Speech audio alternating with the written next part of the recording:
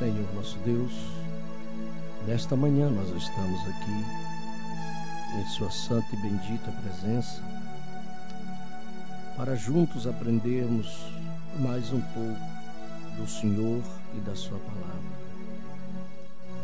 Chegamos aqui com este propósito, nosso coração, nossa alma desejosos por isto. Nós viemos adorá-lo na manhã deste dia, que é o dia do Senhor, trazer a nossa oferta de gratidão, o fruto dos nossos lábios, para Ti, Senhor, porque o Senhor merece toda glória, toda honra, todo louvor e toda adoração. O Senhor tem feito grandes coisas por nós, tem nos dado saúde, tem cuidado da nossa vida, tem nos guardado nos momentos que mais precisamos, tem nos livrado de tantos males que às vezes nós nem ficamos sabendo. Mas o Senhor é um guardador, um Deus que cuida dos seus filhos. Te agradecemos pela família que temos, a esposa, o esposo, filhos que o Senhor tem nos dado. Te agradecemos porque o Senhor realmente tem nos dado trabalho para trabalharmos e por isso nós podemos, Senhor, ter o nosso salário. Obrigado por ter-nos, Senhor, abençoado e multiplicado. Nunca nos faltou nada. Nós nunca ficamos, Senhor, um dia sem comer. Não, Senhor, porque sempre o Senhor tem provido para nós. Obrigado, Senhor, porque desde que colocamos nossa vida em Tuas mãos, nós nunca ficamos decepcionados. O Senhor nunca nos deixou sozinhos. Nos momentos mais difíceis da nossa vida, quando estamos tristes, o Senhor sempre chega para nos alegrar. Quando estamos necessitando de uma palavra, o Senhor sempre traz para nós.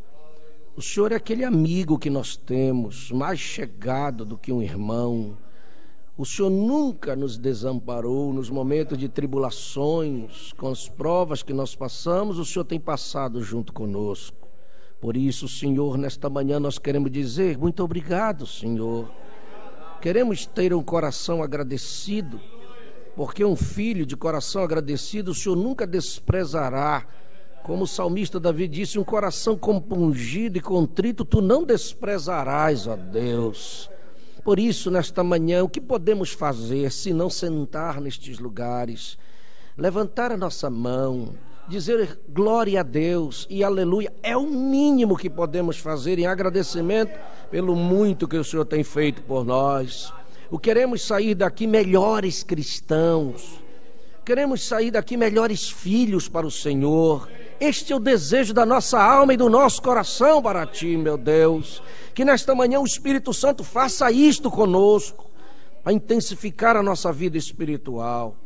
Pai, nós colocamos em Tuas mãos que a Tua palavra venha na unção do Teu Espírito falar ao coração dos Teus filhos e que possas usar o instrumento que o Senhor tem em favor dos Teus filhos, em nome do Senhor Jesus.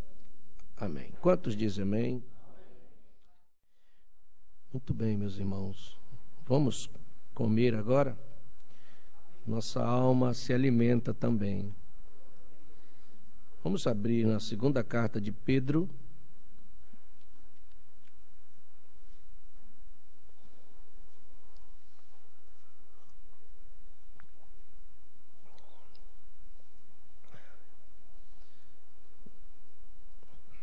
Um pouco de chuva lá fora, mas aqui dentro nós queremos a chuva do Espírito Santo sobre nós.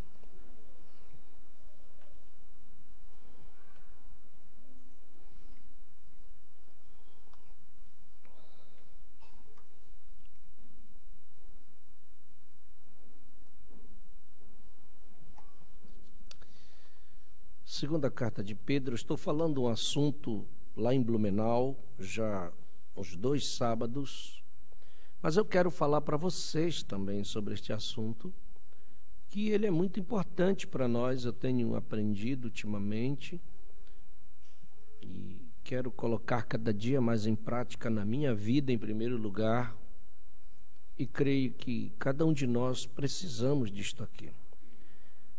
Vamos ler em 2 Pedro capítulo 3, no versículo 17 e 18.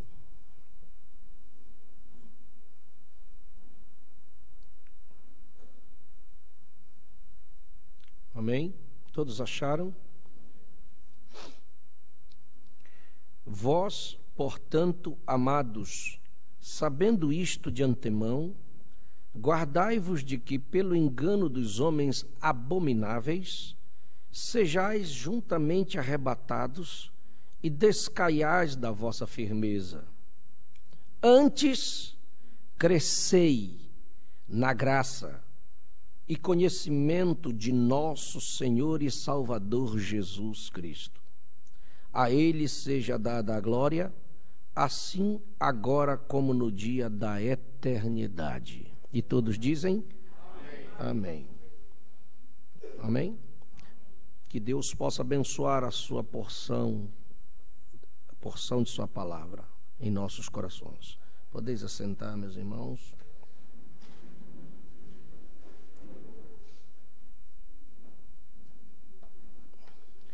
Então, hoje nós não temos a projeção dos versículos na tela.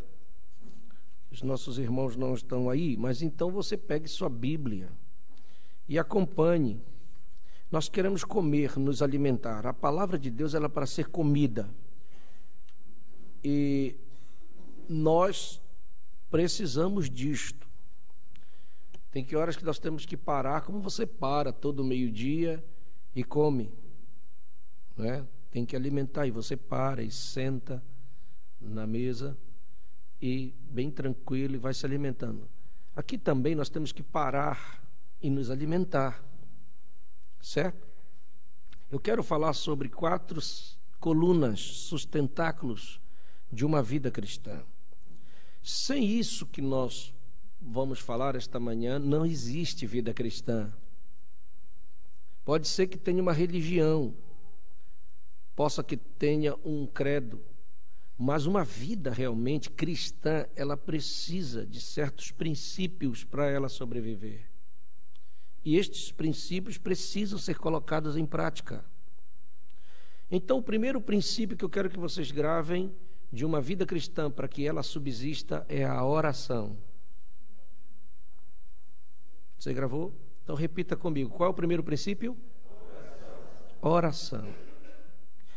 Sem oração, como é que uma vida cristã vai se sustentar? Não tem como.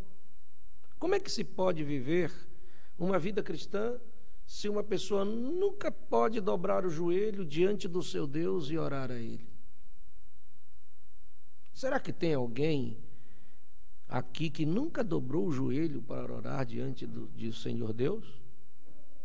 Eu creio que não, né? Eu creio que todos têm essa prática. O segundo ponto para uma vida cristã sobreviver, sem isso, e isto é fundamental, é a leitura da palavra. Qual é o segundo ponto? Sem isso também não tem vida cristã. O terceiro ponto importante que nós vamos ver esta manhã é o jejum. E você tem que ver por que o jejum é importante. Por que se faz necessário.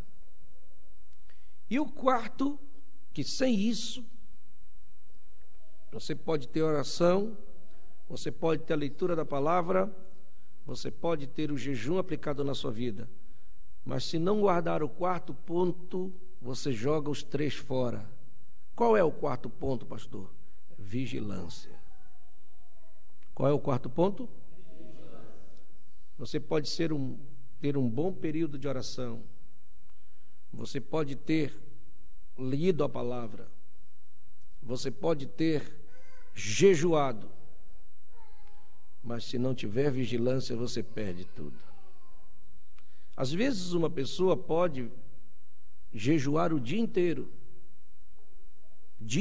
jejuando, é uma bênção, mas quando chega no final do jejum, o diabo vem e encontra com você para jogar fora o seu jejum todo, se você não vigiar. E o diabo sabe onde é que estão os pontos fracos das pessoas. Ele conhece todos os nossos pontos fracos. Por isso que eu leio muito a mensagem do profeta e aprendo muito com a mensagem da hora. O profeta diz que o elo mais forte a parte mais forte de uma corrente está no seu elo mais fraco. Aquele elo que é o mais frágil.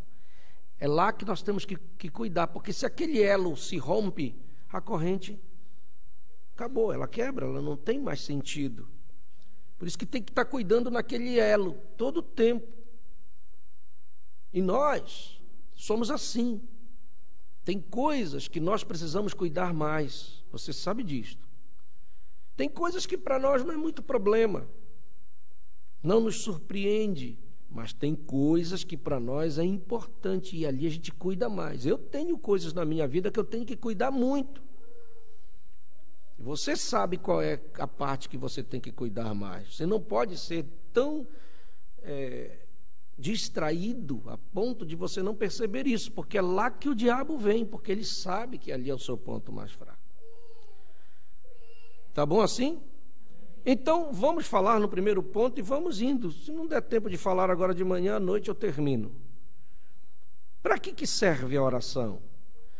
Porque esses 4 pontos vão equilibrar uma vida. Nós precisamos crescer equilibrados. Uma criança precisa ter toda a alimentação para ela crescer equilibrado. Você sabe disso.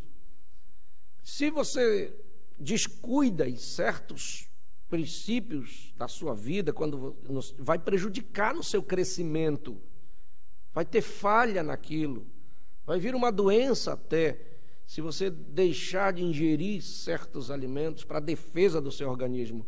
Por isso que a vida cristã também precisa destes princípios para ela crescer equilibrada. Existem pessoas que oram, mas não leem a palavra. Se ele ora muito e não lê a palavra, ele se torna um fanático. E o fanatismo é prejudicial. Por quê? Porque ele ora. E oração é bom? Claro que é. Mas ele se esquece da leitura da palavra. Porque você vai perceber que a palavra de Deus ela é tão importante. E você sabe aonde o diabo mais trabalha nas igrejas, nas religiões? É contra a palavra. Porque ele não se importa que as pessoas estejam na igreja. O mais interessado que as pessoas estejam na igreja é o próprio diabo. Ele diz assim, vão para a igreja. Ele diz: vão para a igreja, tem problema, faça o culto de vocês, contanto que vocês não guardem a palavra. Porque se você vem para o culto, você é um religioso, faz parte de qualquer igreja, e você não guarda a palavra como ela tem que ser, o diabo te pega lá na esquina. Ele te engana lá na esquina. E o que adiantou você estar na igreja? Ele fica faceiro até, porque as pessoas ficam enganadas. Não, eu estou na igreja, eu tenho uma Bíblia. Eu posso ir e vir, e está tudo bem comigo. Não, não é assim. E o diabo anda dando rasteira em muita gente por aí. E muita gente que ora muito até. Sabia? Agora, tem o outro lado da moeda. Se a pessoa lê, mas não ora, ele se torna um formalista. Ele conhece a palavra, mas não tem a oração que acompanha, não tem a força do Espírito Santo para dar vida àquela palavra na vida dele. Ele se torna simplesmente cheio de conhecimento, com a cabeça inchada, conhece tantas coisas, sabe tudo, lê tudo, mas ele não tem a vida aplicada nele. Foi esse o problema dos fariseus com Jesus. Os fariseus conheciam muito, mas não conseguiam viver o que eles liam. Porque quem dá vida para você viver essa palavra é o Espírito Santo que está nela, e através da oração ele faz você viver aquilo. Porque a palavra de Deus, ela não é só para ser lida, é para ser vivida. Amém? Então tem os dois lados. Tem os dois lados. Amém? Então vamos ver isto. Nós queremos crescer equilibrados. Eu quero ser um equilibrado. Você não pode ser um desequilibrado espiritual. Então nós temos que aprender os caminhos para isto. Amém? Para que é que serve a oração? Para que oração? O que é que a oração faz?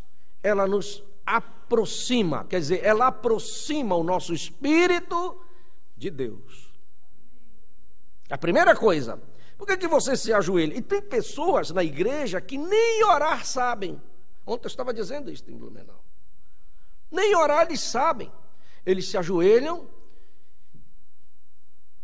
e não sabem muitas vezes o que dizer. Às vezes eles se ajoelham e já vão pedindo: me dá isso, Senhor, eu quero aquilo, Senhor, eu preciso disto, Senhor, olha. Ele vai pedir, ele quer pedir. Não é isso. Tem pessoas que oram 10 minutos. Eu conheci pessoas, logo que eu comecei, 10 minutos orava, depois não sabia mais o que dizer. Acabou. O que eu vou dizer mais para Deus? O que nós devemos fazer primeiro quando nos ajoelhamos diante de Deus? O que Ele espera? Porque quando você se ajoelha, Deus chega ali, junto de você.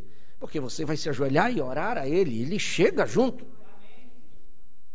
Mas, pastor, Deus chega, a Bíblia diz que Ele chega junto. Se você ler Isaías 65, 24, diz assim: e será, Isaías 65, 24, diz assim: e será que antes que eles clamem, eu lhes responderei. Estando eles ainda falando, eu os ouvirei. Isso está escrito na palavra. Confira aí, se não é Isaías 65, 24. Leia aí, irmão Edson, se é isso mesmo. Vamos conferir isso aí. É Isaías 65, versículo 24. E será que, antes que clamem, eu responderei. Estando eles ainda falando, eu os ouvirei. Meu Deus! Deus é tão maravilhoso que antes que você programe o que... Você nem sabe se vai orar o dia que você vai orar, semana que vem, você não sabe ainda qual é o horário que você vai orar. Mas Deus já sabe o que você vai dizer. Ele já sabe tudo. Então antes, quando você se prepara, ele já sabe: eu sei que meu filho vai me pedir, ele já vem com a resposta e ele se posta ali diante de você. Então a primeira atitude que nós temos que fazer quando nos ajoelhamos é adorar a Deus. É o que Ele espera, porque nós somos adoradores. E Jesus disse que o Pai procura os verdadeiros adoradores. A primeira coisa que nós temos que fazer é dizer: Senhor, Tu és tão maravilhoso para mim. Eu não tenho outro Deus igual ao Senhor. o Senhor é tão maravilhoso, o Senhor é tão tremendo, meu Deus. E você vai, daqui a pouco, não é que você, é que parece até que falta palavras para você dizer o que é que Deus representa para você. Que você ama tanto a Ele, que você vai dizendo, Senhor, que coisa, é maravilhoso, e você vai se enchendo, e Ele vai se chegando, e Ele vai se apresentando, e Ele vai se mostrando, e você vai se enchendo. E eu já tive tanta experiência de orar, adorando, e você sente aquela presença gloriosa, porque o Pai se alegra quando você, um filho, começa a dizer que Ele é bom. Qual é o pai que não gosta que o filho chegue e dê um beijo nele?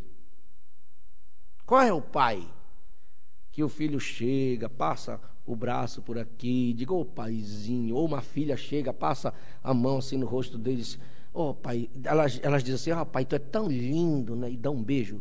Quem é que não gosta disso? Se nós que somos humanos gostamos, agora imagine Deus, quando Ele chega e você começa a dizer, pai, tu és tão lindo, maravilhoso, glorioso. Nós que somos maus gostamos, imagine Deus que é infinitamente maravilhoso e amoroso para conosco. Então, você vê que a oração, ela nos aproxima, ela nos faz chegar mais perto de Deus, e você vê que Deus se agrada quando nós fazemos isto. Então, nós precisamos exercitar. Agora, por que a oração é importante? Olha só o conselho que o profeta dá. Primeiro, Jesus, o próprio Deus em carne na terra, próprio Deus na terra, precisou orar. Agora imagine eu e você, que não somos iguais a Ele. Ele, o próprio Deus, precisou orar ou não precisou? Ele passava noites em oração. Um dia ele despediu os discípulos no barco para atravessarem o mar e subiu o monte. Para quê? Para orar. Agora você diz, mas Jesus precisava orar se ele era o próprio Deus? Sim, ele estava em carne. Ele precisava. Ele sabia da missão que ele tinha pela frente. E ele tinha contato com o grande, poderoso, a fonte geradora, que é o Deus Todo-Poderoso. Ele tinha contato, ele tinha que ter aquele contato todo dia com Ele, como nós precisamos desse contato com o nosso Deus. Amém? Você vê na Bíblia, desde Gênesis a Apocalipse, a vida dos homens da Bíblia, todas elas foram envolvidas com oração. Como é que nós podemos hoje viver uma vida sem orar? Não há maneira. O profeta diz na mensagem a cura da filha de Jairo. Vocês têm a mensagem azul, a cura da filha de Jairo. Ele diz assim no parágrafo 16, na parte B, ele diz assim, é uma linda lição. Se nós tivermos tempo para falar a respeito disto por alguns momentos, anteriormente a este capítulo, que ele está citando um capítulo aqui que ele leu nos evangelhos, nós encontramos um lugar lá onde o Filho de Deus passava bastante tempo orando. Agora, e se Jesus tinha que passar bastante tempo orando para estar em companheirismo com o Espírito que estava nele, quanto mais você e eu temos que gastar tempo em oração? Muito tempo em oração.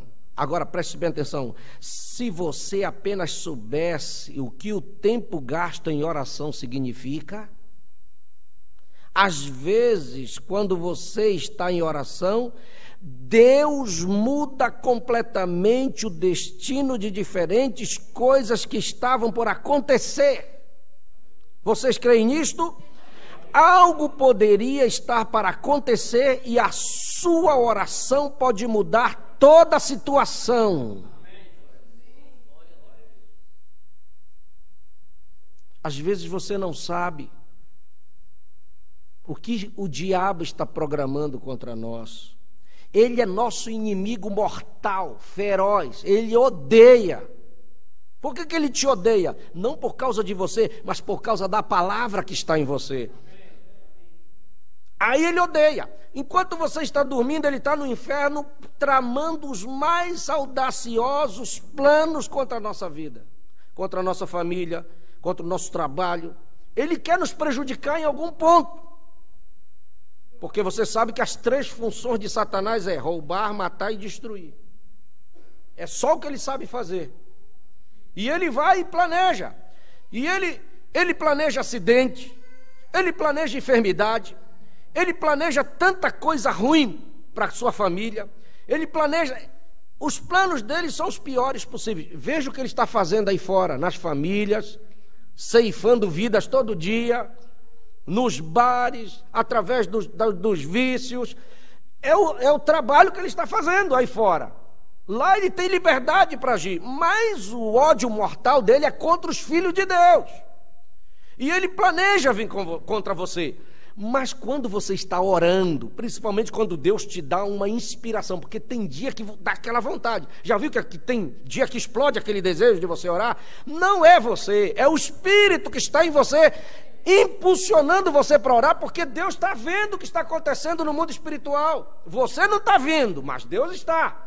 Ele sabe qual é o plano que o diabo está fazendo para vir contra você. Então ele coloca aquela explosão, aquele desejo. E você diz, eu vou orar. E quando você está orando, o Espírito Santo te dá uma inspiração para orar por determinadas coisas. E você não sabe por quê, mas é Deus se movendo através daquilo para te livrar. E o diabo armou uma, está armada contra você. E através da sua oração Deus vai e desvia aquilo. Você nem fica sabendo, mas é Deus trabalhando pelos seus filhos. Ainda ontem um irmão ligou para mim, e eu fico até feliz. Ô Mário, pastor, eu estou indo orar com os irmãos ali no monte. Eu digo, vá, meu irmão, vá. Nós sabemos que o profeta diz que você pode cantar demais, falar demais, mas orar nunca é demais. Não é verdade? Nunca é demais orar. Agora, tantas coisas podem ser desviadas de nós. Um acidente, uma enfermidade, um problema que o diabo está armando. Por isso que o cristão, nesta palavra, não pode se descuidar deste ponto. Se você já ora, você precisa orar mais ainda. E se você não ora muito, vamos fazer um exame. Nós temos que... Não, eu preciso de aplicar mais isso na minha vida. Eu preguei isso em Blumenau e já funcionou. Este sábado os irmãos chegaram comigo, eles colocaram um propósito de quarta-feira até a outra quarta-feira, eles escolheram famílias. Cada semana estão orando, todo mundo por uma família da igreja. Olha, eu achei isso tão importante. Nós poderemos aplicar, porque nós precisamos de iniciativa aqui. Vamos dizer, vamos orar pela família do irmão Johnny essa semana. Toda a igreja orando. Meu Deus, o que não pode acontecer? Deus pode fazer uma coisa tremenda em nosso meio. Amém? Agora, às vezes nós perdemos tempo com tantas coisas quando poderíamos estar mais empregando tempo em oração a Deus. A oração traz vitória. Amém? A oração traz vitória. Vitória para a sua vida, vitória para o seu trabalho, vitória para a sua família. Mas nós, quando estamos tranquilos, qual é a tendência quando está tranquilo? É relaxar. Não é verdade? Relaxar. Está tudo tranquilo, a gente relaxa. Não precisa orar tanto porque está tudo tranquilo. Não. É nessa hora, quando está tranquilo, é que nós temos que orar. Porque quando você está orando, quando está tranquilo, quando vem o problema, você está pronto. Deus já desviou uma parte do problema. Se você tiver que passar, você passa mais tranquilo, mais forte, porque você está preparando a sua alma para passar por aquilo. E nós vamos passar por problemas sempre. Nunca pense que você nunca vai ter mais problema. Não, vamos ter sim, porque Deus vai nos aperfeiçoar através das provas e das lutas que nós passamos. E que será se nós passarmos as nossas provas, as nossas lutas, se não orarmos? Amém? Veja como é. Isso dá crescimento para o Filho de Deus. Agora, você tem que fazer isto. Agora, você sabe que Jesus nos ensinou a orar? Os discípulos pediram para Jesus, ensina-nos a orar. E Jesus ensinou a oração do Pai Nosso. E essa oração do Pai Nosso dá para pregar muitos dias sobre ela, porque ela é muito profunda. Hein? Você vê que ela começa com adoração, ela termina com adoração. É uma oração completa, aquela pequena oração do Pai Nosso, ela é completa. Amém? Você tem que orar, o esposo orar pela esposa, a esposa orar pelo esposo. Ele sai do trabalho, a esposa dobra o joelho e diz: eu guardo o meu marido. É um dever das esposas orar pelos esposos, né? Porque se Deus não guardar, quem é que vai guardar? Você acha que mulher vai guardar homem? Ela pode fazer o que ela quiser, ela não tem condição de nada. Se tiver que estar uma coisa errada, vai dar. Mas Deus pode. Pela oração, Ele faz. O marido orar pela esposa, quem que pode guardar a tua esposa? Quem que pode livrar? Quem que pode dar condições a ela de ser uma esposa melhor? A oração muda as coisas, diz o profeta. Muda o rumo das coisas. Não está bem no trabalho? É a arma que nós temos, orar. Você dobra o joelho e começa. Eu quero ver se aquela porta não vai abrir. Abre, nós já tivemos. Quem já teve respostas de oração aqui, que você ora e Deus te responder? Olha aí, quantas pessoas já tiveram. Então você é experiente, você já sabe que Deus responde. Então nós precisamos utilizar mais a arma que nós temos. Qual é a primeira? A primeira atitude é oração. E a oração, ela vai te fazer melhor. Ela vai te fazer, ela vai trabalhar melhor por você. Você vai ver que você vai ter muito mais sucesso e muito mais vitórias. Agora, é claro, tem princípios para nós utilizarmos isto. Você vai ver na vida de Jesus, você vai ver na vida do profeta de Deus, ele orava bastante. Não tem vida cristã sem oração. Tá? Agora, tem orações que não são respondidas, quando você ora errado. Porque até nisso nós temos que saber quando nós podemos orar correto. Você quer ver uma oração que não é respondida? Veja em 1 Pedro, você vai ver uma oração que não é respondida. Vai puxar a orelha um pouquinho dos maridos aqui.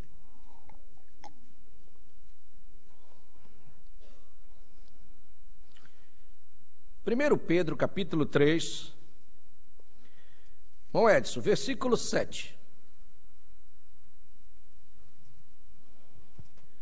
Igualmente vós, maridos, coabitai com elas com entendimento, dando honra à mulher como vaso mais fraco, como sendo vós os seus co-herdeiros da graça da vida, para que não sejam impedidas as vossas orações. Está aí. Maridos, vocês mais uma vez têm que puxar a orelha de vocês, a palavra. Nós, né? Nós. Eu sou o primeiro. Porque a gente falha muito nesse ponto. Se você não trata bem sua esposa, se você dá uma xingada nela, não se retrata, não pede perdão, e se você fala mais alto, áspero, se você atinge, a Bíblia diz que você vai ajoelhar e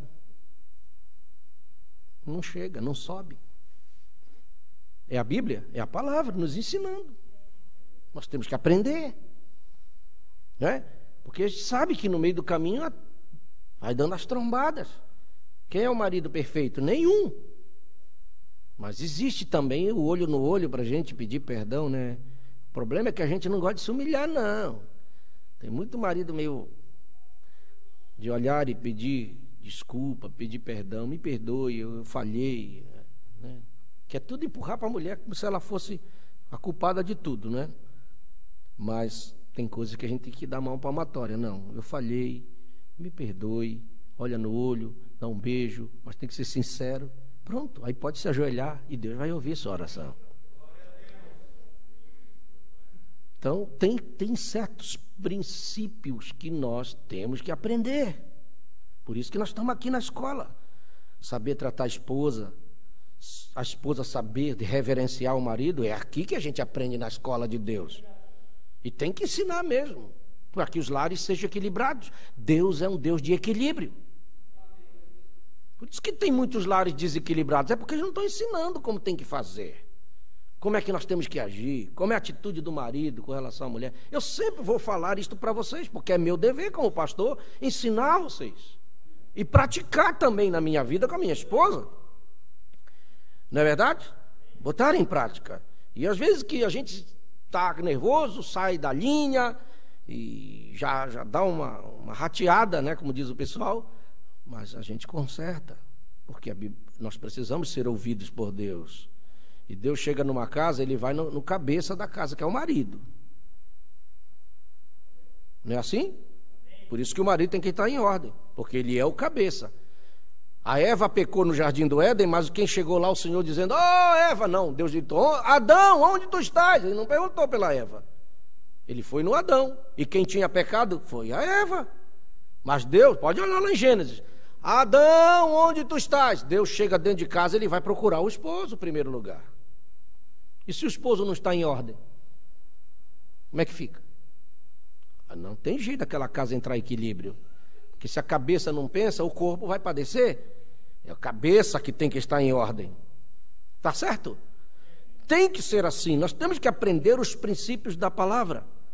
Agora, vamos utilizar esta arma poderosa que nós temos em mãos. Eu já recebi muitas respostas da minha oração. Coisas impossíveis de acontecer. Ora, tem uma mulher na Bíblia que o nome dela é Ana. A mãe de Samuel. Qual era o problema da Ana? Não tinha filhos. E que era estéril. Mas para onde ela correu? Quando ela se viu em problemas, porque a Penina, que era outra esposa do Elcana, tinha filhos. E para aquele tempo, uma mulher que não tinha filhos era um opróbrio, era um problema. Ela era marginalizada, porque não podia dar descendência para o marido. E a Penina, a Ana sofria na mão da Penina, porque a Penina olhava para ela e desdenhava, ria, zombava dela. E aquilo para ela foi se tornando um problema, um trauma. Mas para onde ela correu? Para a igreja. É a única coisa que ela podia fazer era orar. Ela estava tão angustiada que ela correu para o templo, se ajoelhou, mas nem saía palavras da boca dela, ela só mexia com a boca. E o sacerdote só observando disse: será que essa mulher está bêbada? E foi lá com ela: te aparta deste vinho. Ela disse: não, Senhor, não é vinho, eu não estou embriagada, eu sou uma mulher amargurada de espírito, porque eu estou com um problema, eu não tenho filho. Ela nem disse que não tinha filhos, ela disse: eu estou com um problema sério e Deus tem que resolver para mim, por isso que eu estou aqui. O sacerdote ficou tão tocado, porque o sacerdote é a porta, não é a porta? Disse: o Senhor te conceda conforme o desejo do teu coração. Ela saiu dali e engravidou. E quem nasceu? Samuel, o grande profeta do Senhor Deus, resultado de oração. Ora, meu irmão, se vem um profeta, Samuel, como resultado de oração, o que é que não pode vir como resultado da sua oração? De bênção. A oração muda o estado das coisas. Se abre a madre de uma mulher que não podia gerar, o que é que não pode acontecer na sua vida, na sua família, no seu trabalho, nas coisas que você precisa? Nós precisamos exercitar essa grande arma que nós temos. Amém? Nós podíamos citar muitas coisas. Pedro foi preso. Botaram ele dentro da cadeia, botaram ele com algemas, com correntes, sei lá, preso no tronco. Botaram guardas, 4 guardas tomando conta, a porta fechada. Mas a igreja se reuniu e começaram a orar: Senhor, nós não aceitamos que o nosso pastor esteja preso, nós precisamos dele para cuidar de nós, tira o nosso pastor daquela prisão, tira o nosso pastor daquela prisão. Eles oraram tão intensamente porque Tiago já tinha sido degolado, a espada, o irmão Tiago, e agora estavam com medo que o Pedro também fosse, e o Herodes ia mesmo cortar a cabeça do Pedro fora, mas não era a hora. Aí, olha só, aí Deus coloca a inspiração na igreja, eles correm, se reúnem e clamam. Meu Deus, eles só tinham a voz, e oraram com toda a força: Senhor, nós não aceitamos que o nosso pastor seja degolado. O que é que aconteceu? Deus mandou um anjo lá. Meu Deus. Pedro estava dormindo, quando ele viu aquele ser do lado dele, ele disse: Pedro, coloca a tua capa e vamos embora. E Pedro olhou, nem pensou 2 vezes. Quando ele se levantou, não precisou de chave, a corrente caiu da mão dele, a corrente da mão, dos pés. E ele disse: me acompanha. E ele se levantou com a capa. Quando chegou na porta, vocês pensam que agora que inventaram a porta automática, mas Deus já tinha a porta automática lá atrás, lá em Atos. A Bíblia diz que quando chegaram diante da porta de ferro, a porta se abriu sozinha.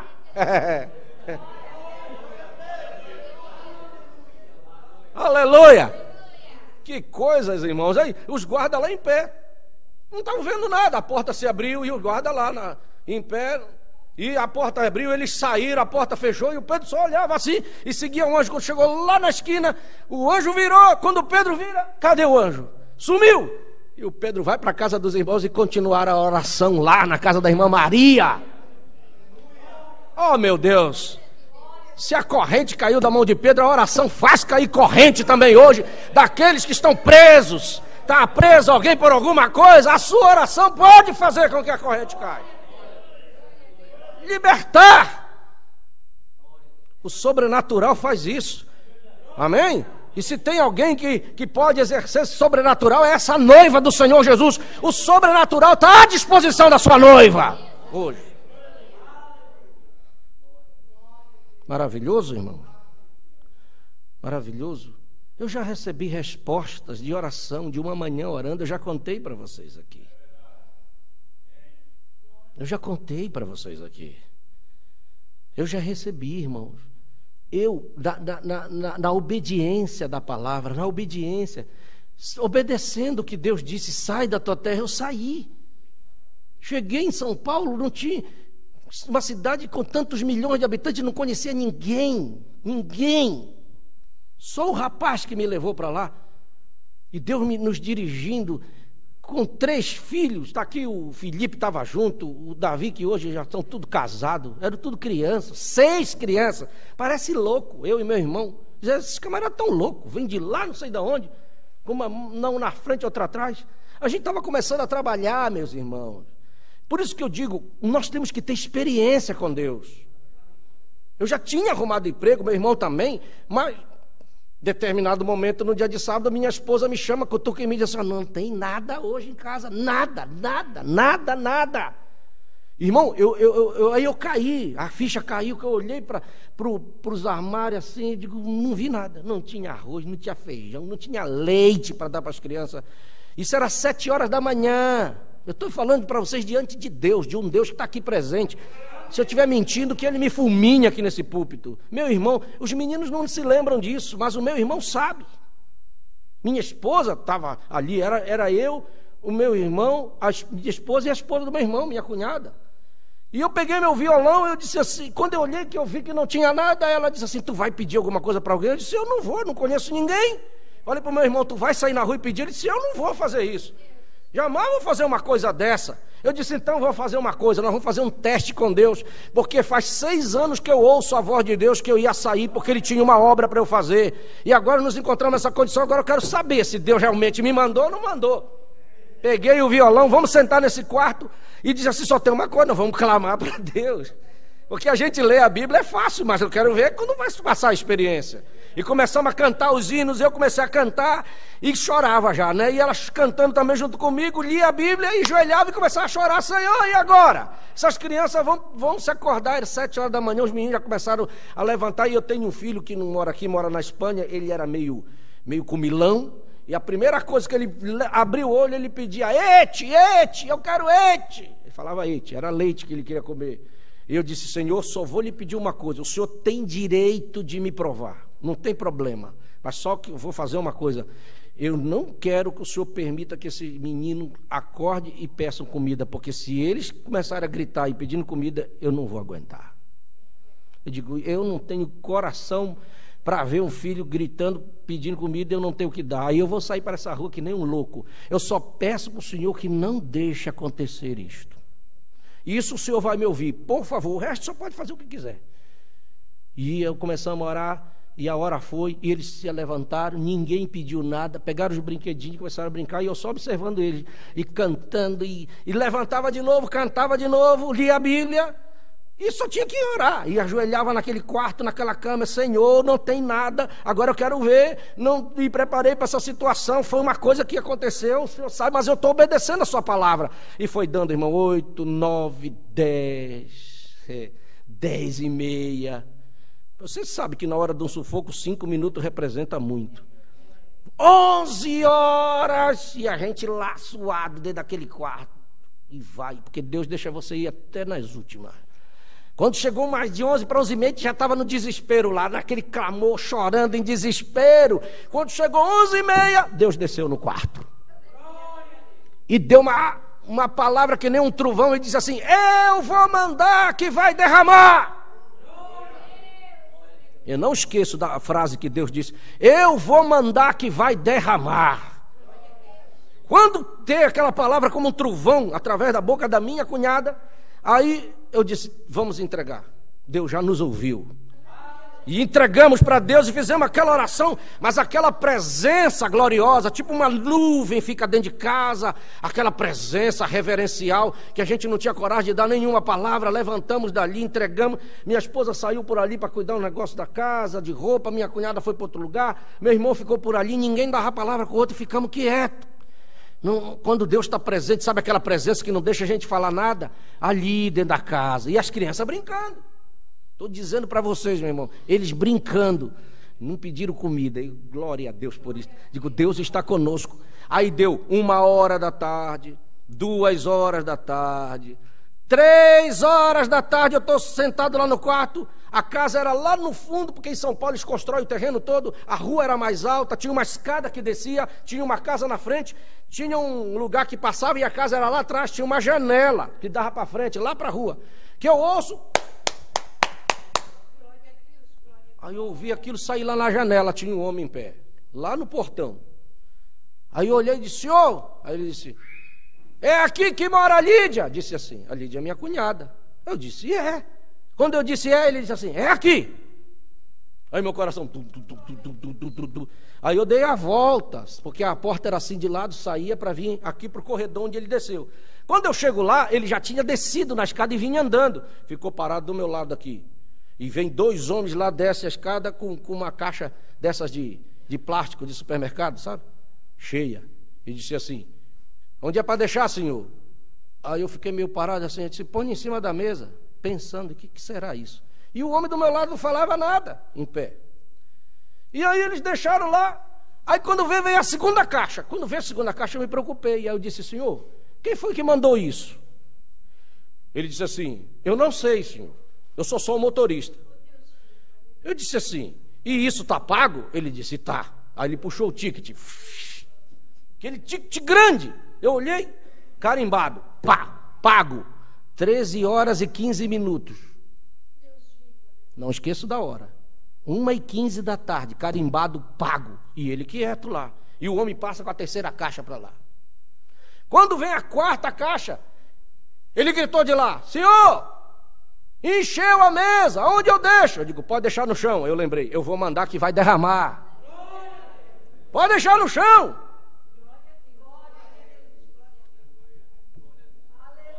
Estou falando de um pastor que passou por isso. E depois eles vão embora e eu vou atrás olhar que caminhão era aquele. Era um baú com um nome grande de um supermercado.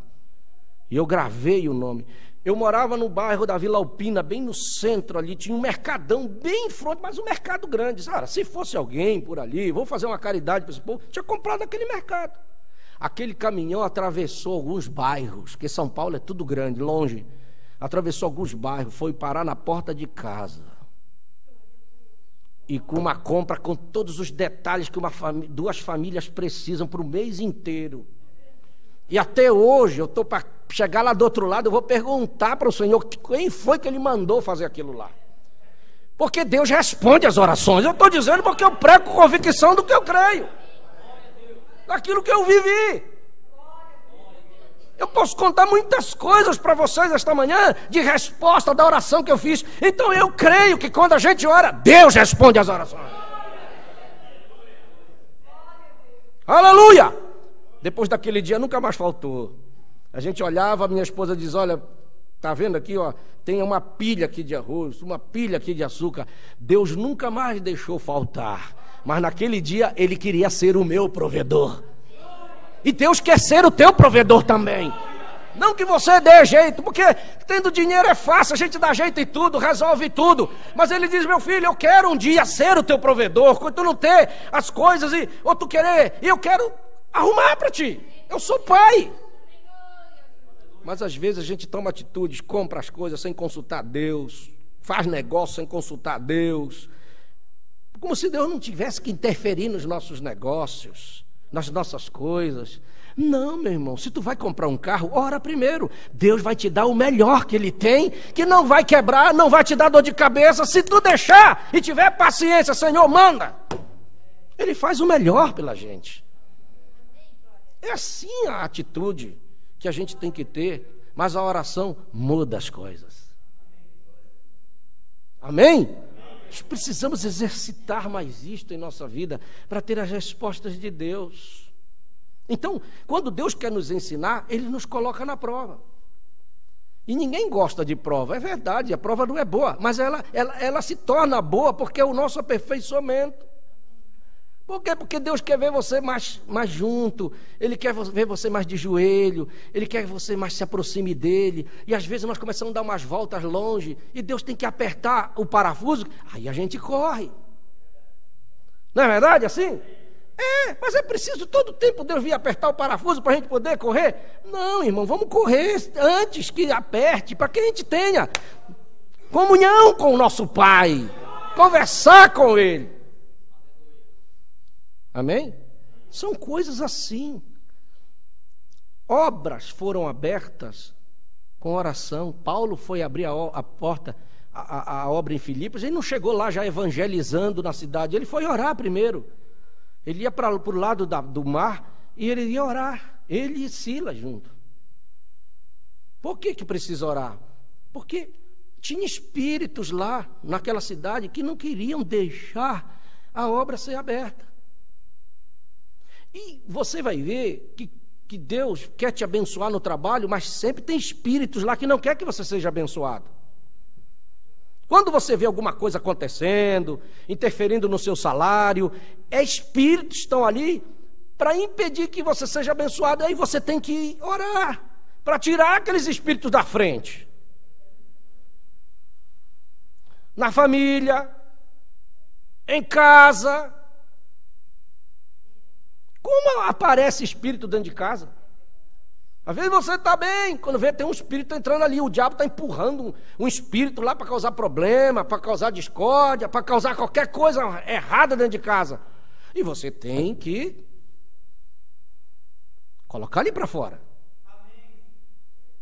Paulo orou porque, Senhor, abre a porta nessa cidade. E Paulo era um grande pregador. Se ele fosse por meio da praça, ele pregava. Senhor, queremos abrir a porta. Senhor, ele passou vários dias. Mas um dia ele passa e aquela mulher que tinha espírito de adivinhação.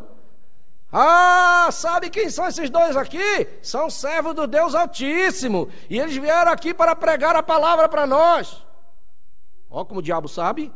Aí Paulo virou para trás e disse: espírito errado, em nome de Jesus eu te expulso, sai dela. Ele já estava cheio do Espírito Santo mesmo. E o espírito saiu da mulher. Só que os homens ganhavam dinheiro com isso. Botavam a mulher no meio da praça, botavam aquela venda e ganhavam dinheiro. Quando eles viram que ela não adivinhava mais, disse: agora pronto, foi o nosso lucro. Pegaram o Paulo e Silas e deram uma camaçada, como diz o pessoal, né? Deixaram ele quase morto no meio da praça. Só Deus que não deixou mesmo. Pegaram os dois e vai lá dentro da prisão. Porque vocês nunca mais se meterem conosco, vêm atrapalhar nosso negócio aqui. Mas foi a forma que Deus encontrou de abrir a porta. Foi ele primeiro apanhando. Às vezes a gente nunca apanhou para abrir uma obra por aí, né? Meu Marco nunca apanhou lá em Tijucas ainda. Quase, né? Ah, é, naquele dia. Eu também quase que eu apanho lá em Ascurra esses dias atrás. O homem ficou brabo comigo. Eu fui na casa dele para orar pela esposa dele, mas ele ficou brabo. Queria me bater. E eu olhei para ele e disse: eu acho que eu não posso com esse homem. Se ele me der uns cascudos, eu vou apanhar os cascudos deles, é o jeito. Mas Deus me guardou ali. Você entende? E Paulo apanhou, mas em vez dele reclamar, xingar, murmurar, começaram a cantar hino e orar. Cantar hino e orar. E os Pedros escutavam: cantar hino e orar, cantar hino e orar. E a Bíblia diz que Deus habita no meio dos louvores. E na oração também é um contato com Deus. Meia-noite Deus não aguentou e disse: não tem como ficar. Esses dois todos machucados ainda estão cantando para mim. E Deus desceu e o terremoto veio e a porta abriu. E o carcereiro foi salvo e Deus abriu a porta em Filipos. A oração muda as coisas. Glória a Deus. Então temos que exercitar isto? Precisamos. Amém? O segundo ponto, eu vou falar só um pouquinho e deixar o outro para falar de noite. O segundo ponto é a leitura da palavra. O que é o segundo ponto? Para que serve a leitura da palavra? Para que leitura da palavra? Olha, o primeiro ponto, meu irmão, que eu falei ontem lá, tem um fato que acontece aqui importante. Leia Hebreus capítulo 11,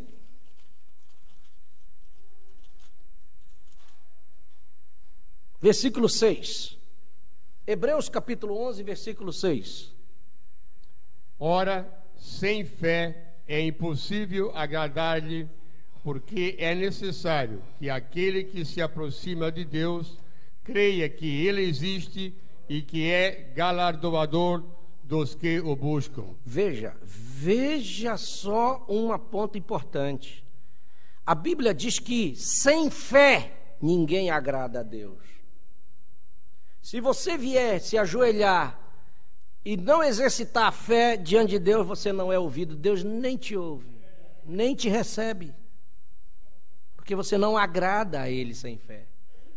Todas as pessoas que chegaram diante de Jesus tiveram que exercitar a fé. O pai daquele menino que estava se rolando quando Jesus desceu do monte da transfiguração estava lá e Jesus ficou parado olhando. E o pai olhando o menino, o diabo pegou o menino e blá, blá, blá, blá. E o pai desesperado olhava para o menino e olhava para Jesus, olhava para o menino e olhava para Jesus. Está no capítulo 17 de Mateus. Daqui a pouco o pai olha e diz: o senhor não vai fazer alguma coisa? Jesus disse assim para ele: se tu podes, tudo é possível ao que crê. Jesus estava esperando. O menino não podia crer, que estava lá cheio de demônio. E o Jesus estava esperando pelo pai do menino. Aí o pai do menino entendeu e disse: eu creio, Senhor, eu creio. Aí Jesus foi lá e expulsou o demônio. Mas só quando o homem exercitou fé. Porque sem fé, ninguém agrada. Agora eu pergunto para você: se a gente não agrada a Deus sem fé, se o nosso culto sem fé não é recebido, se a nossa oração sem fé não é recebida, como é que nós vamos alcançar fé? Qual é a forma que nós conseguimos fé? A própria Bíblia responde em Romanos capítulo 10, versículo 17. É a única forma. Você não encontra fé orando, você não encontra fé jejuando. Não é assim que a Bíblia diz, não. A fé não vem pela oração e nem pelo jejum. Olha como a Bíblia diz que a fé vem. Romanos 10, 17. Leia aí. Eu estou citando a Bíblia para você.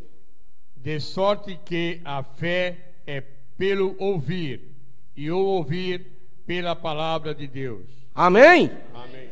Como é que a fé vem? Quando você ouve, quando você tem contato com a palavra, que você ouve a palavra, que você recebe a palavra, que você tem contato e lê, a fé vem através disso. É a Bíblia que diz. Agora você percebe por que o diabo afasta as pessoas da Bíblia? Teve época que o diabo proibiu a Bíblia ser lida, mandou queimar todas as Bíblias, e a missa era rezada em latim. Ninguém entendia mesmo. Como é que ia ter fé? Vê como o diabo ele é astuto nas suas artimanhas. E hoje as pessoas têm Bíblia dentro de casa e não leem.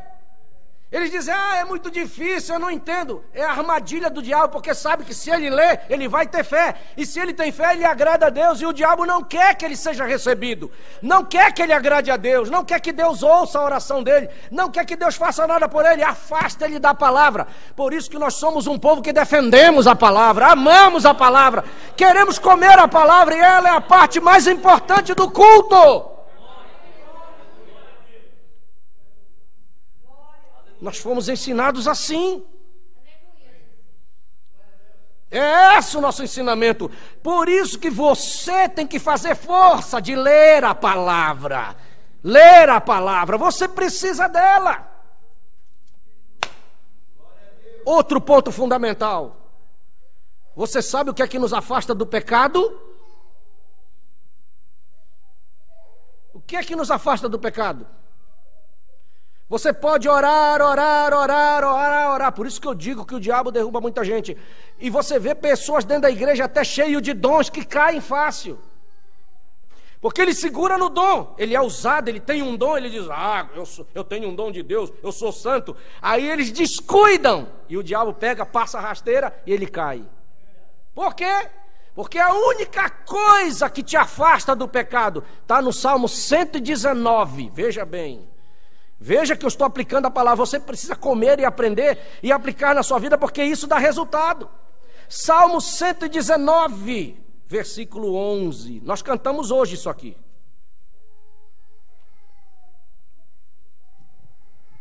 Escondi a tua palavra no meu coração, para eu não pecar contra ti. Aí, você pode dizer amém? Amém. O que é que nos afasta do pecado?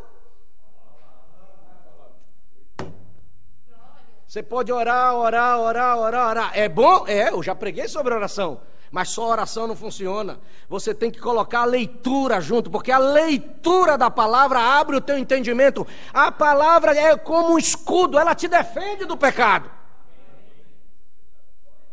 Escondi, não na mente, eu escondi a tua palavra aqui no meu coração, para eu não pecar contra ti. Jesus foi para o deserto, ele estava jejuando. Estava ou não estava? Para receber a unção, no capítulo 4 de Mateus. Mas como foi que Jesus venceu o diabo? Não foi com a oração, não foi o jejum de Jesus que venceu Satanás. O que foi que venceu Satanás? A palavra que Jesus citou para ele, porque ele era a palavra. Porque o diabo conhece a palavra. E às vezes melhor do que nós, que não lemos. O diabo conhece. Ele citou para Jesus, mas ele citava: manda que estas pedras se transformem em pães. Jesus foi para Deuteronômio e disse: eu te digo, Satanás, nem só de pão viverá o homem, mas ele vive de toda a palavra que sai da boca de Deus. Foi o primeiro soco que o diabo levou. Amém? E ele vem de novo e cita a palavra para Jesus de novo. Joga-te daqui para baixo, levou no pináculo do templo, porque está escrito. O diabo não disse isso? Está escrito, Mateus 4: aos seus anjos dará ordem a teu respeito, para não tropeçar numa pedra. Jesus não estava tropeçando ali, mas ele citou. Jesus não estava tropeçando, mas Jesus citou a palavra para ele. Está escrito também: não tentarás o Senhor teu Deus. Aleluia! Aí ele leva Jesus lá para cima do morro e diz: mostra todos os reinos do mundo e a glória a Deus, porque este mundo todo jaz no maligno. O poder, ele é o que é o chefe nesse mundo aí. Por isso está acontecendo todas essas barbaridades. E ele disse: olha, se tu quiseres, tudo eu te darei. Basta que tu te ajoelhes, te prostre diante de mim e me adore. Já pensou que a gente está ali, a gente pega ele, né? Ia convidar o Daniel, a gente pegava ele. Olha, porque é muita petulância, né? Falar aquilo para o Senhor Deus, se ajoelhar nos pés dele. Jesus não precisava daquilo dado da mão do capeta para ele. Jesus ia conquistar, era da cruz o poder. Aleluia! Era muito melhor ele pagar com seu sangue e conquistar pelo meio legal. Não fazer jogada com Satanás. Cristão não faz jogada com capeta, não faz negócio com capeta. O nosso negócio é com a palavra de Deus, com o Senhor Deus. Essa é a nossa posição. Amém? Aí Jesus diz: vai-te, Satanás, que está escrito, aleluia, só o Senhor teu Deus adorarás, só a Ele é que tu deves servir, aleluia. É a palavra que vence Satanás. Se você tem a palavra, meu irmão, ele não te segura. Porque ele te oferece uma coisa, mas você tem a palavra e diz: não, está escrito. Você não tem que ir naquilo atrás de que o outro está dizendo. Ah, o fulano falou isso. Tem muita gente que fica repetindo o que os outros dizem, e às vezes nem está na Bíblia. Você não tem que ir com conversa de qualquer pastor por aí, pastorzinho, que vai citar qualquer coisa. Não! Você tem que se segurar na palavra. É isso aqui que é o poder, a força, a vida que nós precisamos para vencer.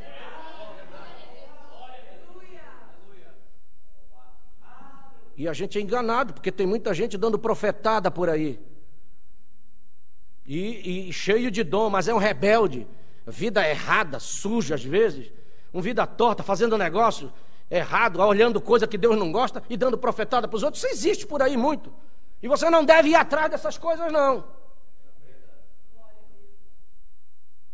Não deve ir. Você tem que consultar a palavra. A resposta que nós precisamos está toda aqui, ó. Deus tem resposta para tudo. Mas a tendência humana é ir atrás de dom. De um dom. Exatamente. Atrás de um dom. E tem gente fazendo horrores por aí. Hoje o negócio está feio. Está feio aí fora. Antigamente ainda tinha coisa... Muita coisa genuína, hoje tem muita coisa feia, errada por aí, para enganar as pessoas. E o diabo está atrás dessas coisas. Do engano ele está atrás. Ele pega uma coisa boa, ele personifica aquilo que é de Deus. Por isso tem muita gente aí revelando coisa que não existe. Nem existe. Porque a vida já saiu dali. Não tem mais vida ali. Aí fica revelando coisas. O fulano está com dor de barriga. Dor de barriga todo mundo tem. Dor de cabeça todo mundo tem. Mulheres têm em certos momentos. Depende. Coisas que não existem. E você não pode estar preso nessas coisas. Aí a vida cristã vai ficando fraca. Não tem mais aquele vigor, aquela força para te levar, porque isso não sustenta ninguém. O que sustenta-nos é essa que nós estamos comendo hoje. As pessoas não gostam, mas a Bíblia é o alimento espiritual que nós precisamos. Aqui está o alimento, a vida está aqui na palavra, revelada e genuína para nós. Mas muitos vão atrás do que o fulano disse. Você não deve ir atrás disto. Amém? A Bíblia tem resposta como o marido tratar a mulher, como a mulher se comportar dentro de casa. A Bíblia tem resposta. É só ler o livro de Efésios. Efésios é um livro que tem o retrato da vida cristã completa. Família, o seu posicionamento diante de Deus. É o livro do posicionamento do Novo Testamento, Efésios. Não é Coríntios. Coríntios é bom? É. Mas veja a igreja de Coríntios, era uma igreja cheia de dons, tanto é que Paulo teve que colocar, mas era igreja desordenada. A igreja de Corinto era desordenada, era cheia de dons. Eu não sou contra os dons, viu? Porque os dons são da palavra e quem tem que ter o dom genuíno é a noiva do Senhor Jesus. Todos eles. Mas preste atenção, a igreja de Corinto, cheia de dons, mas eram desordenados. Na igreja de Corinto, Paulo teve que ensinar muitas coisas. Teve que ensinar e mostrar o caráter da pregação dele para eles. As dissensões que tinham na igreja, eles tinham grupinhos, eles tinham panelinhas que se formavam dentro da igreja. Eram cheios de dons, mas tinham panelinhas. Tinha filho que dormia com a mãe. Incesto dentro da igreja de Corinto, está no capítulo 5. Era uma igreja cheia de dom. Paulo teve que mandar entregar aquele camarada para o capeta, para Satanás. Estava na igreja, participando dos cultos da ceia, mas era assim. Veja, Paulo enfatiza que em Coríntios os irmãos são membros do corpo de Cristo. Tinha problema de casamento e divórcio, que Paulo teve que no capítulo 7 arrumar essas coisas, que estava errado, o marido largava a mulher, e a mulher já pegava o outro homem, e a coisa ia feia. Paulo teve que consertar estas coisas, era na igreja de Corinto, mas eram cheios de dons. Comiam coisas sacrificadas a ídolos, você sabe disso. Paulo teve que bater forte nessas coisas, mas você não vê isso na igreja de Éfeso. Não vê eles, não fala tanto de dons da igreja de Éfeso, mas era uma igreja posicionada. Paulo só coloca em ordem como o marido tratar, amando a esposa reverenciando o esposo, e os filhos obedecendo aos pais no capítulo 6. Paulo colocando a ordem do quíntuplo de Efésios no capítulo 4, que são profetas, pastores, evangelistas, mestres, não é? apóstolos, Paulo colocando em ordem que esses ministérios da igreja, eles têm que funcionar para o aperfeiçoamento do corpo de Cristo. Éfeso é uma coisa tremenda para nós. Você vê que a palavra coloca as coisas em ordem. Ela nos aproxima de Deus. Sem ela nós não podemos ficar. Amém, meus irmãos? Nós precisamos da palavra. Você vai ver, e já encerrei agora, no capítulo, Marcos capítulo 12, versículo 24. Você vê que Jesus disse, por que as pessoas erram? E esse é os últimos versículos que nós estamos lendo, para a gente encerrar a nossa lição de hoje. Marcos capítulo 12, versículo 24. E Jesus respondendo, disse-lhes, porventura não errais vós, em razão de não saberdes as Escrituras, nem o poder de Deus? Jesus disse para os fariseus que liam a Bíblia todo dia, sabe por que vocês erram? Porque vocês não conhecem as Escrituras e nem o poder de Deus. Quando eu li isso, eu fiquei com dó daqueles fariseus, que eram os pastores daquele povo. Eles estavam liquidados, não conheciam nem a Escritura, Jesus disse, e nem o poder de Deus. Como é que eles queriam dirigir um povo para ir? É por isso que eles não deram conta. Jesus disse, vocês ficam na porta lá e vocês não entram e nem deixam os outros entrarem, gente. Porque em vez de vocês estarem ensinando a Escritura, vocês estão botando preceito em cima de preceito, em cima do povo. Mas vocês têm que ensinar a Escritura. Coitado daqueles fariseus. Nós precisamos da Escritura para não errarmos. Olha o que Jesus diz em Mateus 12. Leia só este versículo. Mateus 12. Jesus dizendo para eles no versículo 3. Jesus cobrando os fariseus. Versículo 3. Ele, porém, lhes disse, não tendes lido o que fez Davi, quando teve fome, ele e os que com eles estavam? Versículo 5.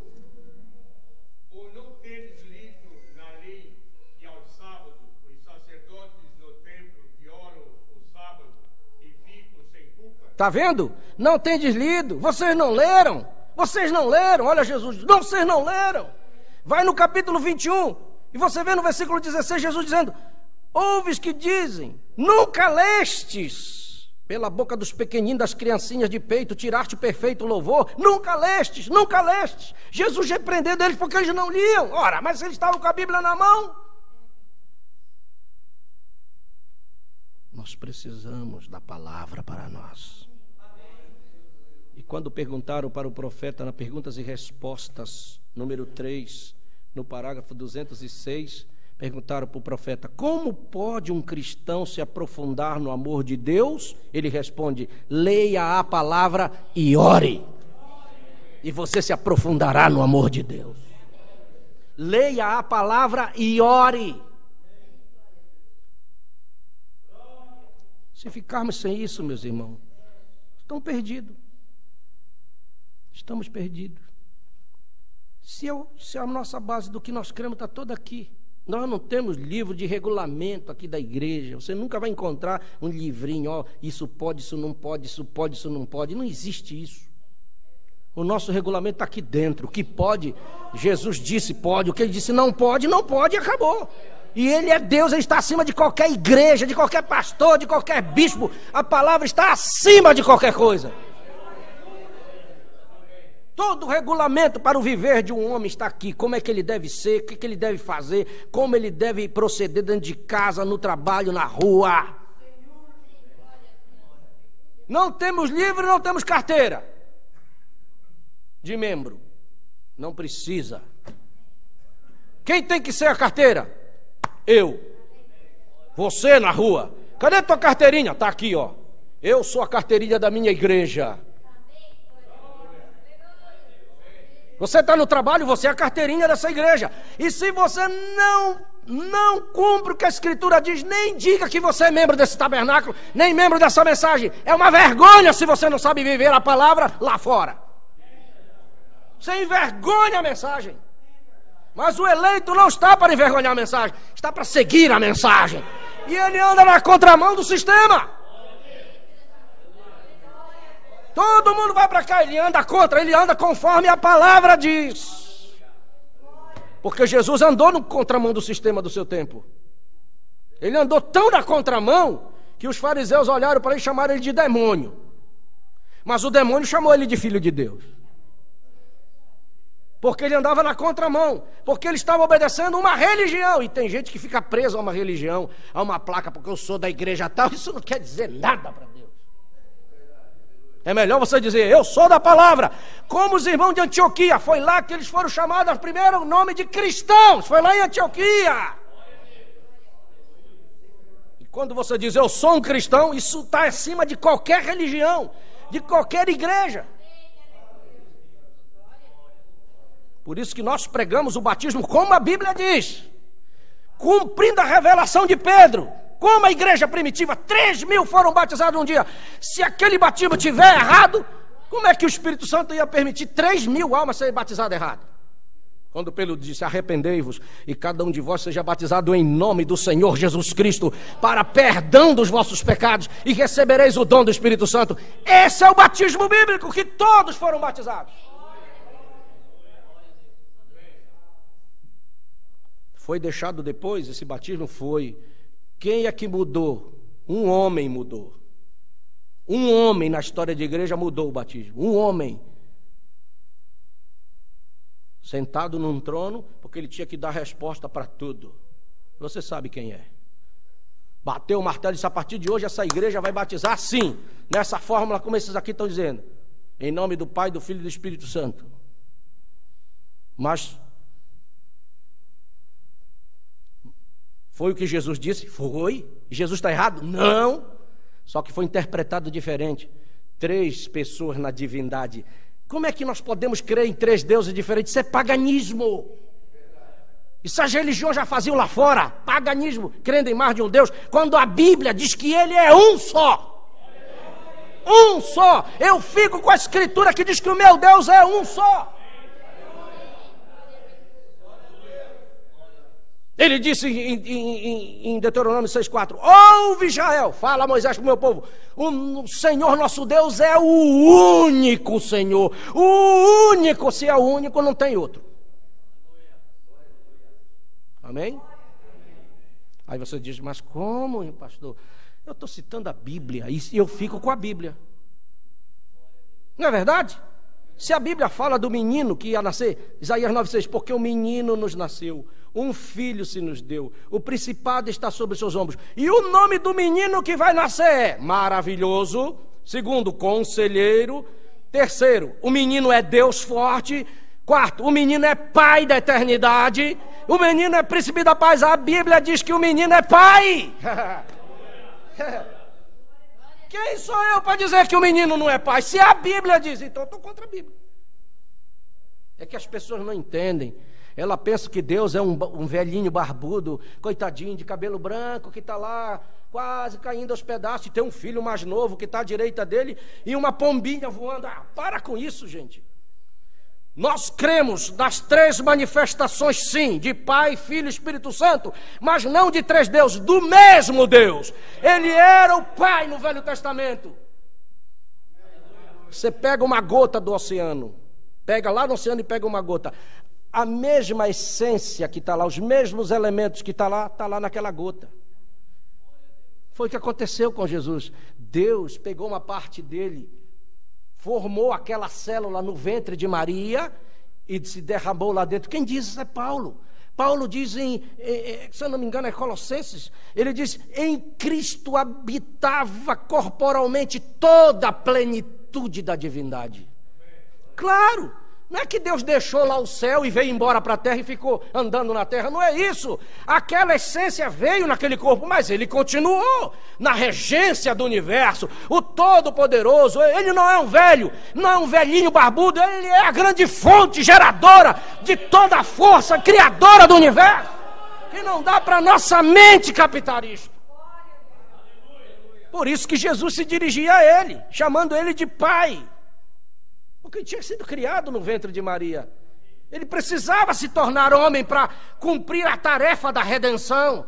Mas ele estava em contato direto, nada ele fazia sem que consultasse a grande fonte. Ele não era separado, era a mesma coisa, só que ele estava num corpo de carne. Aleluia! Glória a Deus!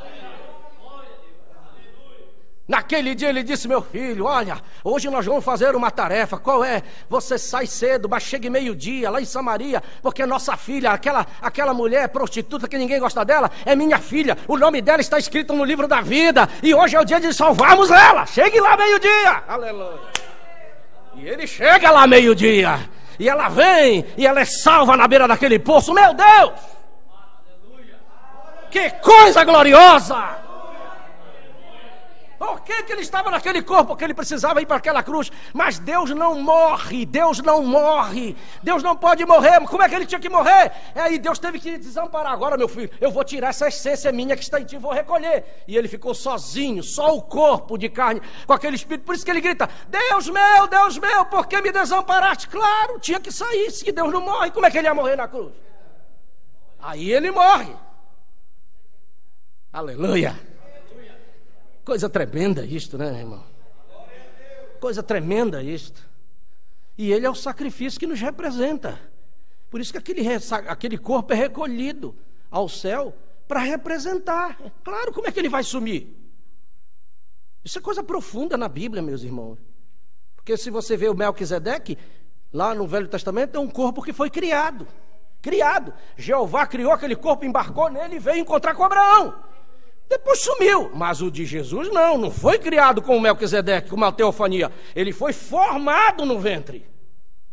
É diferente. Aleluia.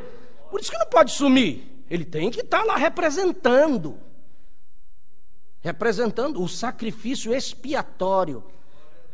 Porque tudo para nós agora é através daquele sangue. A minha salvação através daquele sangue. Eu sou livre hoje porque eu me escondo debaixo deste sangue. Deus me aceita porque eu estou debaixo daquele sangue hoje. Por isso que Ele me aceita. Isso é profundo demais. A gente tem que pegar um dia só para falar sobre essa divindade, para você entender a profundidade do que é. Por isso que é uma confusão aí fora. Então, quando você é batizado, como a Bíblia diz, em nome do Senhor Jesus Cristo, você está sendo batizado no nome do Pai, do Filho e do Espírito Santo, como Jesus mandou, só que com a fórmula certa, e o ministro ministrando a forma correta, não colocando em cima de você um título, mas o nome, que é respeitado. Seu título de pai não é respeitado em lugar nenhum, mas o seu nome é. Não é o seu título de pai que quando você falha vai para o SPC. É o seu nome. Você não encontra pai no SPC, filho no SPC, nem espírito no SPC. Tem nome no SPC. Quando a pessoa falha com seus compromissos, não é verdade? É o nome que interessa. Se na terra é o meu nome que interessa, imagine no céu. Quando você recebe Pai, Filho e Espírito Santo no seu batismo, não funciona. Porque é título. Esse nome o diabo não respeita. Expulsa demônio, enfermidade em nome do Pai. Vê se ele sai. Não sai. Ele fica lá. Demônio, sai em nome do Pai. Ele ri da tua cara e não sai. Mas fala o nome do Senhor Jesus Cristo. Em nome de Jesus, ele pula fora. Porque é o nome respeitado no céu e na terra.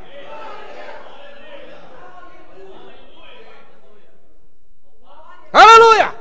E quando você tem esse nome no seu batismo, o diabo olha diferente para ti. Espera aí, com esse aí é diferente. Ele carrega o nome dele que foi ministrado. Porque o que Deus leva em conta é o que é ministrado. Quando o ministro diz: eu te batizo em nome do Senhor Jesus Cristo, o diabo treme, você levanta dali e ele diz: eu vou cuidar com esse camarada, porque ele leva o nome dele no batismo. Meu Deus! É isso que tem te defendido do pecado, do mundo, das coisas erradas. Porque você é filho, nascido da palavra, como ela é. Não foi uma igreja, você não tem cara de igreja, nem da placa, você tem cara da palavra. A palavra é ensinada. Ela pode vir dura como ela é, você diz amém, eu sou isso aí, glória a Deus. Pode mandar que eu sou isso aí, eu vou seguir. Vamos ficar de pé, meus irmãos, senão...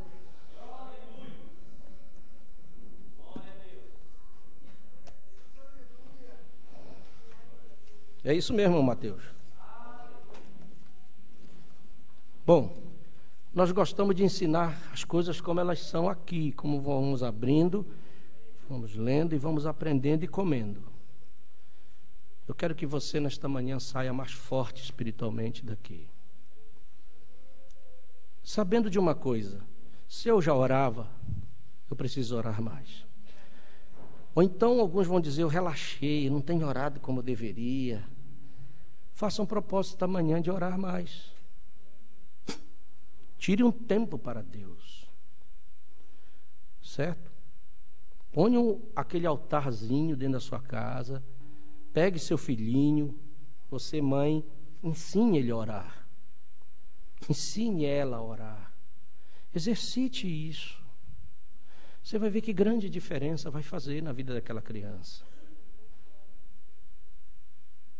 Tem lares que não tem hábito, o marido não tem tempo de sentar junto com a esposa. Vamos ler um versículo da Bíblia?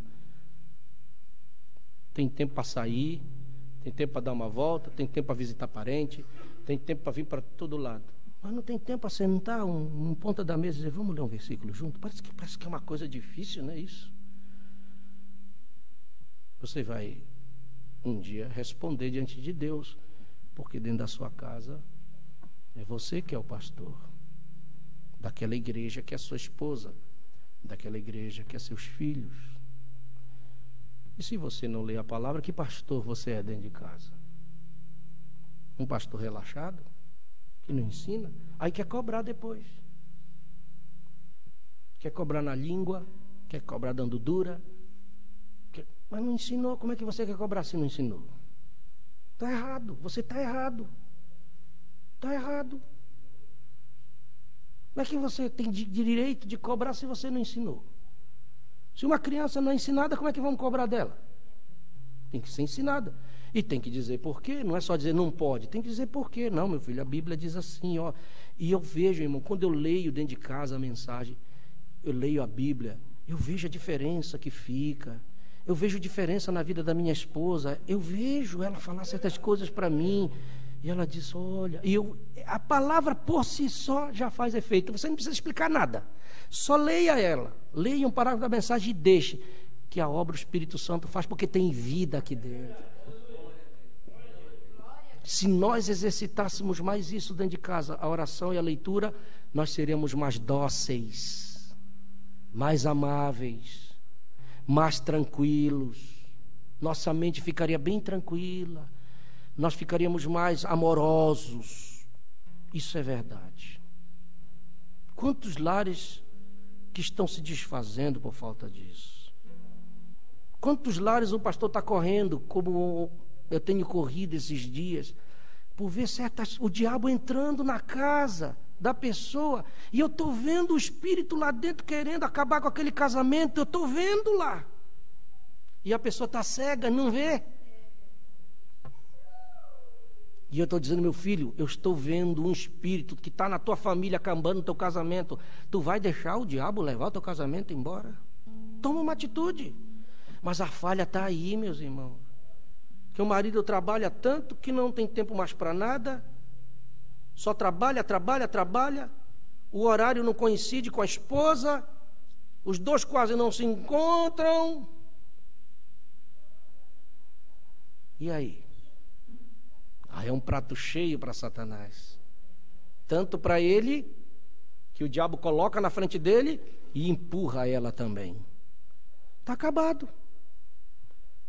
E a ovelha sozinha, ela não se defende, ela precisa do pastor. Ela não sabe se defender sozinha. E nós estamos aqui para isso, para te ensinar.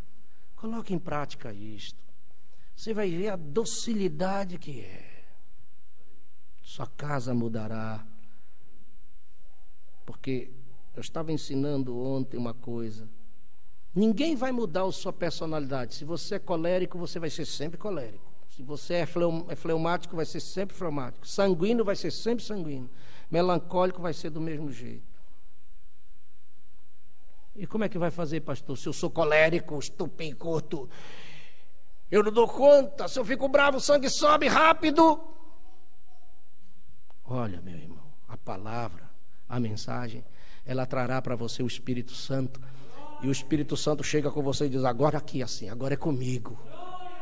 Agora você vai se tornar mais paciente, mais longânimo, porque ele assume o controle na sua vida. Você continua colérico, mas vai suportar mais. Continua sanguíneo. Veja o que aconteceu na vida do profeta. E os melhores homens que já fizeram grandes coisas para Deus neste mundo, são os coléricos, os sanguíneos. Veja quem foi Moisés: sanguíneo, colérico, matava mesmo, matou o egípcio, e Deus chamou ele para ser profeta. Quem era o Paulo? Que o bom Brano diz, aquele judeu de nariz aquilino. Paulo era terrível. Quem era Pedro? Você sabe, é só ler a Bíblia quem era o Pedro. Quem era o irmão Brana? Mistura de irlandês com índio, terrível. Mas você olha aquela docilidade. Quem foi que fez isso? É o Espírito Santo que faz estas coisas. Espírito Santo na vida de Paulo, Espírito Santo na vida de Pedro, o Espírito de Deus agindo em Moisés, que a Bíblia diz, ele se tornou o homem mais manso que tinha sobre a terra. Mas ele não era. Então tem jeito para mim, tem jeito para você. Pai, nos ajude. Nós temos os nossos defeitos, é verdade. Quantas vezes nossa ira sobe, nervosos, muitos de nós agimos, falamos, acusamos, ferimos com as nossas atitudes, que são o resultado daquilo que somos dentro de nós, daquilo que trazemos. Nós não podemos mudar isto. Nós mesmos não, mas tem um Espírito Santo que faz isso. Quando ele vem na alma de um homem, de uma mulher, ele toma o controle.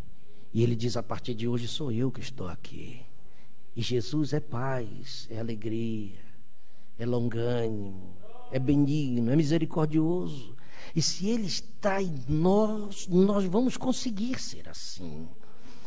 Então há uma esperança para nós, para homens e mulheres, filhos, pessoas que estão aqui, Senhor.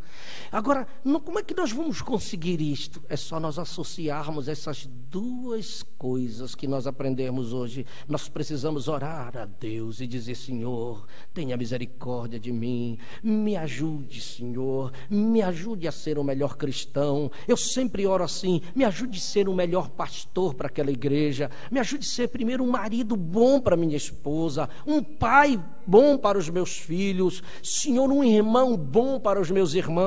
Só o Senhor pode fazer de mim assim, Senhor, porque eu mesmo sou cheio de defeitos e falhas. Se eu for agir por a minha vontade, eu vou falhar, eu vou ferir. Daquele púlpito eu vou dizer coisas que não deveria, Senhor, e machucar pessoas. Mas, Senhor, toma o controle da minha alma, da minha vida, do meu ser, do meu coração. Assume o controle total da minha vida, aleluia, para que esta natureza seja, meu Deus, diminuída cada vez dentro de mim, que ela morra dentro de mim, o velho eu, o velho homem, a velha maneira, Senhor, morra e apodreça até, mas a natureza do Cordeiro cresça dentro de mim. É isso que nós precisamos. Esse exercício de oração, de leitura da palavra, nos fará melhores cristãos, aleluia, nos defenderá do mal, do pecado, nos ajudará como nós devemos, meu Deus, fazer, agir uns para com os outros. Senhor, que o Senhor estabeleça isso no meio do teu povo, da sua igreja.